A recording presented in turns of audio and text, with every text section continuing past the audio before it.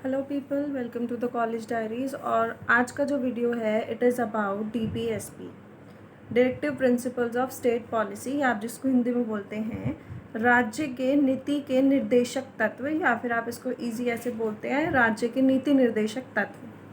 ठीक, अब सबसे पहली चीज़ जो हमें पता होनी चाहिए दैट इज़ कि ये कौन से पार्ट में है। तो ये पार्ट 4 के अंदर है। ठीक है, अब आप लोग मेरे को ये ज़रा ये बताएं पार्ट 4A के अंदर क्या है। मैंने आपसे ये चीज़ डिस्कस की हुई है, तो ये चीज़ आप मुझे बताएंगे। तो डीपीएसपी जो है, मतलब अब मैं इसको शॉर्ट में डीपीएसपी ही बोलूँगी, प्लीज़ कंसीडर दिस। इसमें आर्टिकल 36 से लेकर 51 तक है। ठीक, अब 4A जो है उसके अंदर है article 51A। This is the hint, और अब आपको शायद याद आ ही जाएगा। ठीक है, तो अब इसका मतलब क्या होता है, सबसे पहले हम वो समझते हैं। देखें, directive principles of state policy, ये जो वर्ड है इसको आप यहाँ देखेंगे, directive principles of state policy. ये कुछ ऐसे प्रिंसिपल्स हैं, कुछ ऐसे ये निर्देशन देते हैं, ये प्रिंसिपल्स ऐसे हैं जो स्टेट की पॉलिसी बनाने में हेल्प करते हैं।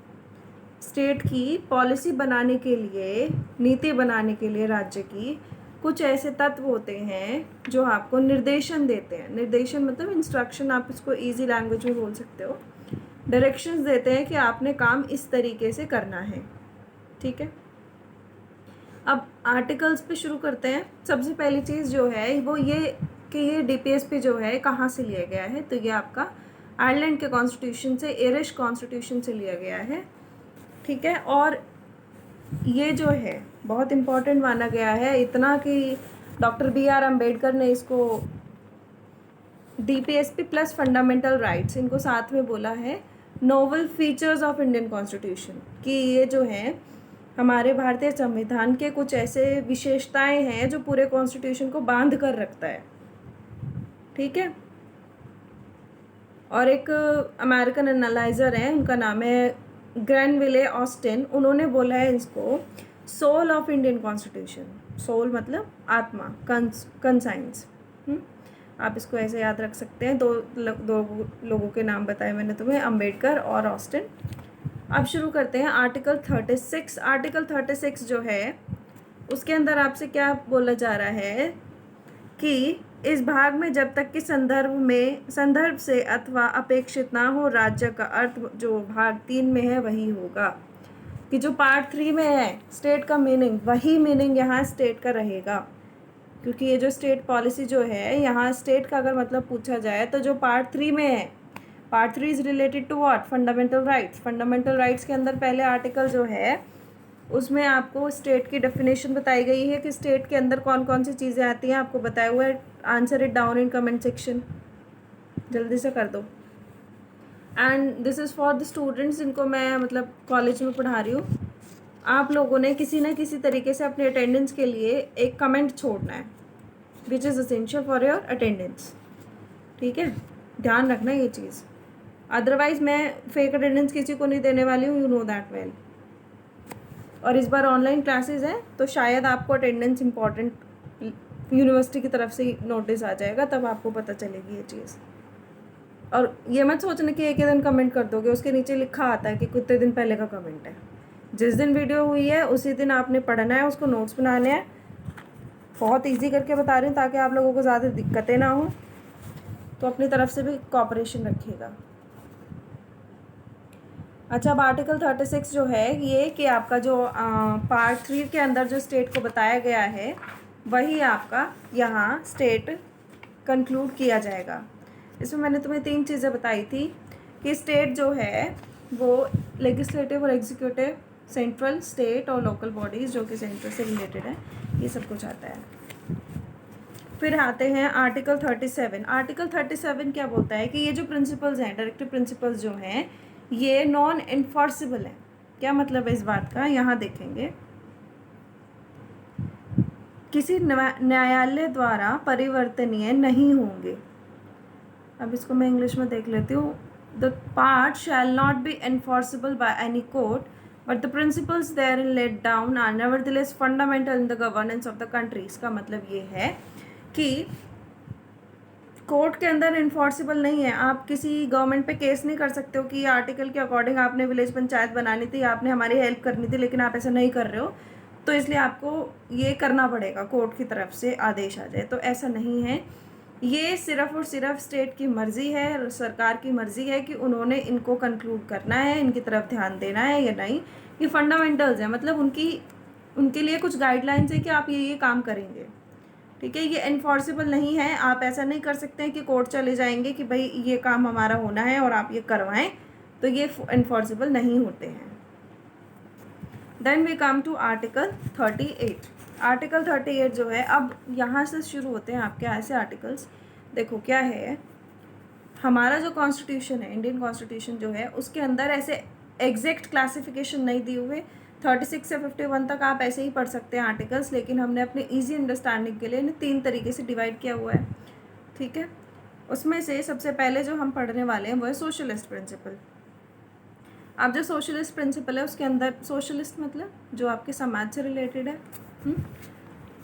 अब यहाँ आपका आर्टिकल सबसे पहले जो आ रहा है वो है आर्टिकल 38।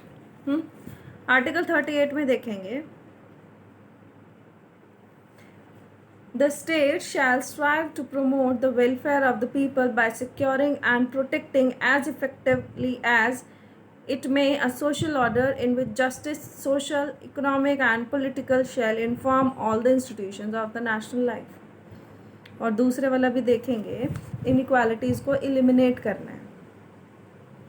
देखो इसका इजी मतलब ये है कि स्टेट जो है, सरकार जो है, राज्य के जो हेड होंगे वो क्या करेंगे, उन लोगों को क्या करना है कि आप लोगों की, सिटीजन्स की, जो यहाँ अंदर टेरिटरी में रह रहे हैं, उन सब की क्या है, प्रोटेक्ट करना है। उनके लिए ये सिक्योर करना है कि उन्हें न्याय मिले, उन्हें सोशल या इकोनॉमिक या इस तरीके से उन्हें कोई इनइक्वालिटी ना फेस करनी पड़े, और उनके लिए इंस्टीट्यूशंस बनाए जाएँ, उनके लिए कुछ काम किए जाएँ स्टेट के द्वारा। ठीक, नाउ आर्टिकल 39 जो है, इसको हिंदी में दिखाती हूँ तुम्हें मैं। देखेंगे,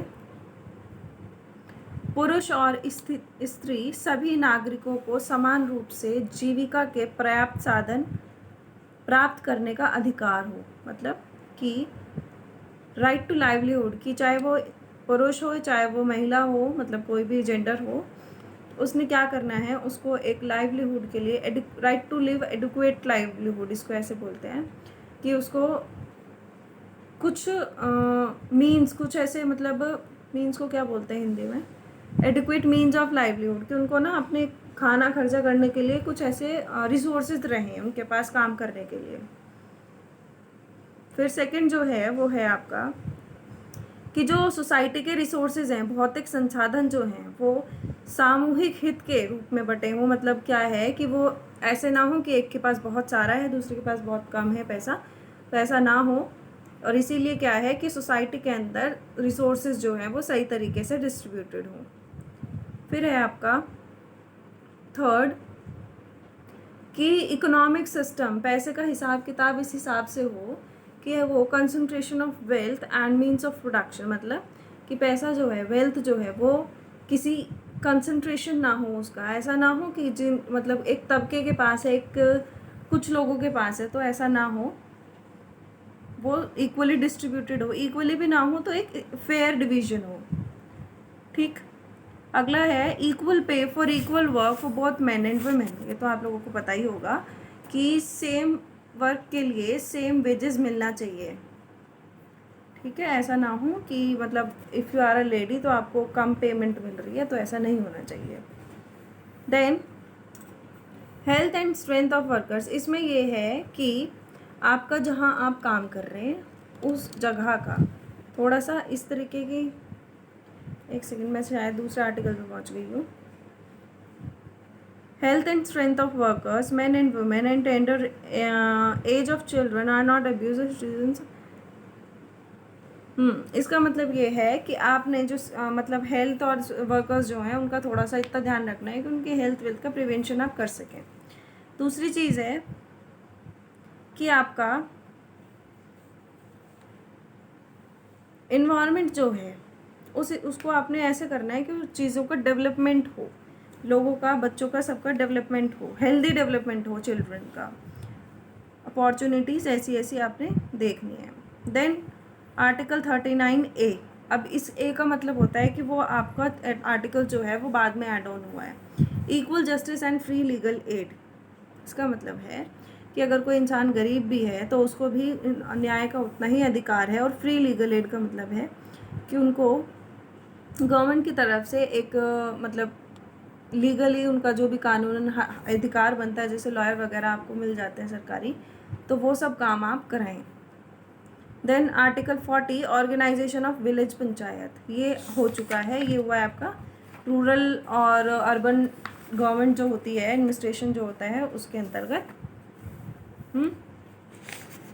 then article 41 right to work and to education and to public assistance in certain cases.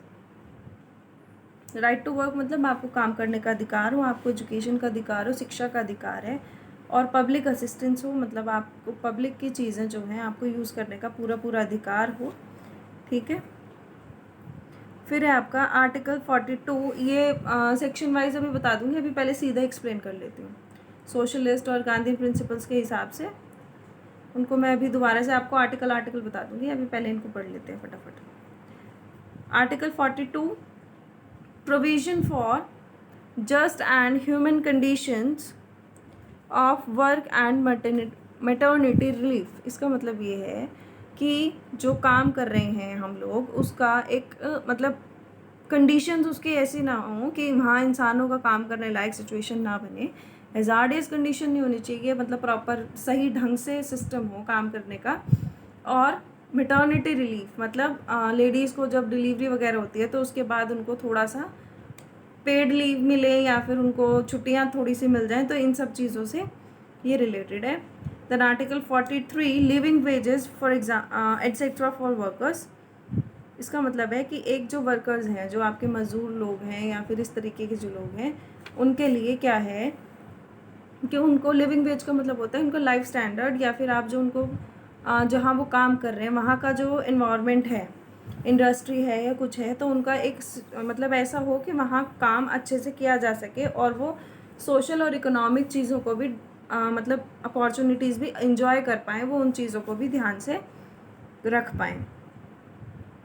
Article 43A participation of workers in management of industries, कि इंडस्ट्रीज़ के अंदर अगर कहीं वर्कर्स काम कर रहे हैं तो उसके अंदर कहीं ना कहीं किसी न किसी तरीके से उनका भी शेयर होना चाहिए। ठीक है। फिर है प्रमोशन ऑफ कोऑपरेटिव सोसाइटीज़, की कोऑपरेटिव सोसाइटीज़ जो हैं उनका प्रमोशन मतलब उनको बढ़ावा देना है। उसके बाद है uniform civil code for citizens, article 44।